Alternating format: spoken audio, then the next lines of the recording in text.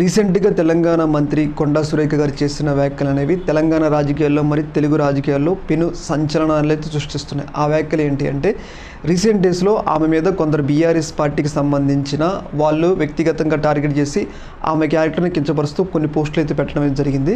అయితే రీసెంట్‌గా ఆ పోస్టుల మీద వాళ్ళు నిరసన చేశారు. కేటీఆర్ కాన్వాయ్‌ని అడ్డగించారు. తీవ్ర స్థాయిలో ఘర్షణ అయితే జరిగింది. అయితే రీసెంట్‌గా ఈ యొక్క ఇన్సిడెంట్ల మీద తెలంగాణ మంత్రి కొండా సురేఖ గారు స్పందించడం జరిగింది.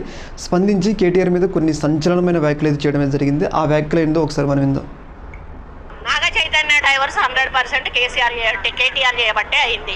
ఎందుకంటే కన్వెన్షన్ హాల్ని కూడగొట్టొద్దు అని అంటే సమంతను నా దగ్గరికి పంపాలి అని చెప్పి ఆయన డిమాండ్ చేశాడు. సమంత గారిని వెళ్ళమని చెప్పి నాగార్జున వాళ్ళు ఫోర్స్ చేశారు. సమంత నేను వెళ్ళను అనింది. వెళ్ళను అంటే వాళ్ళు చెప్తే వింటే విను, లేకపోతే వెళ్ళిపోండి, డైవర్స్ ఇచ్చారు. చూసారు కదా, ఒక మంత్రి స్థాయిలో ఉన్న ఆమె ఈ స్థాయిలో ఆరోపణలు అయితే చేయడం జరిగింది కేటీఆర్ మీద. ప్రధానంగా ఆమె మీద వచ్చిన ట్రోలింగ్ గాను ఆమె బాధపడి ఈ యొక్క వ్యాఖ్యలు చేయడం జరిగింది. ఏదేమైనా కానీ ఈ యొక్క అంశం అనేది పెను దుమారం రేగడానికి అవకాశం ఉంది. ఎందుకంటే ఆమె చేసింది మామూలు ఆరోపణలు కాదు. ఒక సీఎం స్థాయిలో ఉన్న వ్యక్తి మీద ఒక సీఎం స్థాయి కొడుకు అంటే సీఎం కొడుకు, మాజీ సీఎం కొడుకు కేటీఆర్ మీద చేసిన వ్యాఖ్యలు అనేది పెను దుమారాన్ని సృష్టిస్తుంది. ప్రధానంగా కన్వెన్షన్ హాల్లో కోల్చుకుండా ఉండాలంటే కేటీఆర్ సమంత తన దగ్గర పంపాలని కోరాడు. కాకపోతే అలా పంపడం కుదరదని చెప్పేసి పోవడం నాకు ఇష్టం లేదని చెప్పేసి సమంత అనడం వల్ల సమంతకి విడాకులు ఇచ్చారు.